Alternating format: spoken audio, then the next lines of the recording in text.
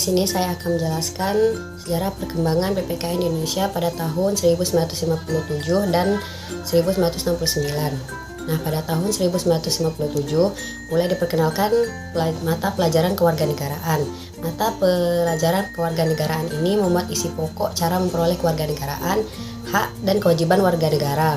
Lalu pada tahun 1969 diperkenalkan mata pelajaran pendidikan kewarganegaraan di SMP dan SMA, yang isinya meliputi sejarah nasional, sejarah proklamasi, Undang-Undang Dasar 1945, Pancasila, pidato-pidato kewarganegaraan, pembinaan persatuan dan kesatuan bangsa. Buku sumber yang digunakan adalah Civics Manusia Indonesia Baru dan 7 bahan pokok proklamasi yang lebih dikenal dengan singkatan TUBAPI. Perkembangan PPKN di Indonesia. Pada tahun 1962, Civics diganti dengan istilah kewargaan negara atas anjuran Dr. Saharjo SH yang pada saat itu menjabat sebagai Menteri Kehakiman. Perubahan ini didasarkan atas tujuan yang ingin dicapainya, yaitu menciptakan warga negara yang baik. Pada tahun 1965, yang pertama terjadinya pemberontakan G30 SPKI yang kemudian diikuti dengan pembaharuan tatanan dalam pemerintahan. Yang kedua, perubahan sistem ketatanegaraan atau pemerintahan yang kemudian diikuti dengan kebijakan dalam pendidikan, yaitu dengan dikeluarkannya Keputusan Menteri P dan K nomor 31 tahun 1967 yang menetapkan bahwa pelajaran Civics isinya terdiri atas Pancasila, Undang-Undang Dasar 1945, ketetapan MPRS, pengetahuan tentang PBB. Sebelum lahirnya PPKN itu ada dinamakan dengan PMP, Pendidikan Moral Pancasila, pada tahun 1975. Kemudian pada tahun 1994 lahir pula yang namanya PPKN, Pendidikan Pancasila dan Kewarganegaraan. Dan pada tahun 2003 barulah lahir yang namanya PKN, Pendidikan Kewarganegaraan. Dan bahan pokoknya pun telah ditetapkan dalam kurikulum tersebut yang meliputi Winata Putra pada tahun 2014. Yang pertama bahan pokoknya itu untuk anak SD, bahan pokoknya adalah pengetahuan kewarganegaraan. Yang kedua sejarah Indonesia, ilmu bumi. Kemudian untuk tingkat SMP, bahan pokoknya adalah sejarah kebangsaan, kejadian setelah kemerdekaan, Undang-Undang Dasar, kemudian Pancasila dan ketetapan MPRS. Kemudian untuk pokok yang ketiga, tingkat SMA, bahan pokoknya adalah uraian dari pasal-pasal undang-undang pada tahun 1945 dan dihubungkan dengan tata negara, sejarah, ilmu bumi, dan ekonomi. Selanjutnya, PMP 1973, 1978, dan 1984.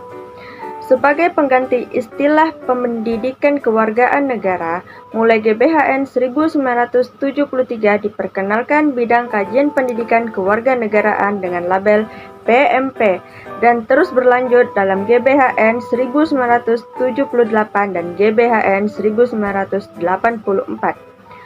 Berisi materi dan pengalaman belajar mengenai P4. Beberapa nomenklatur yang berkaitan dengan PKN pada masa Orde Baru antara lain Pendidikan Pancasila, PMP, Pendidikan P4, Pendidikan Sejarah Perjuangan Bangsa, dan Pendidikan Pendahuluan Bela Negara. Selanjutnya yaitu pada tahun 1994, di mana pada tahun ini nama Pendidikan Moral Pancasila diganti dengan Pendidikan Pancasila dan Kewarganegaraan atau PPKN. Apa sih yang dimaksud dengan PPKN?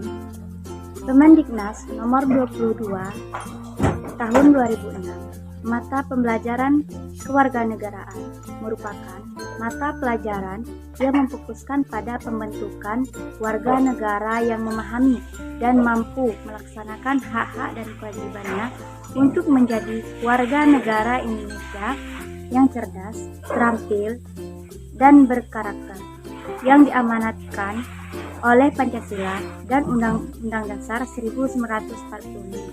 Kemudian, dipadukan menjadi pendidikan Pancasila dan kewarganegaraan. Pada tahun 2000, setelah Indonesia masuk dalam era reformasi, maka bidang pendidikan pun mengalami perubahan. Adanya tuntutan bahwa pengetahuan yang didapatkan di sekolah harus bisa menopang kebutuhan skill yang terus bertambah, maka lahirlah kurikulum berbasis kompetensi atau KBK, Alhamuddin 2014. Pada tahun ini berganti nama Mata Pelajaran Pendidikan Kewarganegaraan atau PKN.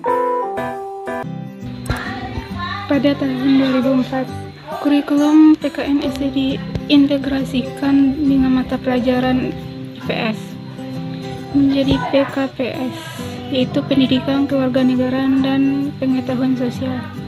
Sementara di tingkat SMP dan SMA merupakan mata pelajaran yang berdiri sendiri. Pada tahun 2013, istilah pendidikan kewarganegaraan atau yang lebih dikenal dengan sebutan PKN berubah kembali menjadi pendidikan Pancasila dan kewarganegaraan. Nah, ataupun yang lebih dikenal dengan sebutan PKN Raharjo tahun 2020. Nah, dan pada tahun 2020-nya pada prinsipnya terkait dengan kurikulum Merdeka Belajar, PKN berubah menjadi pendidikan Pancasila. Baik, sekian.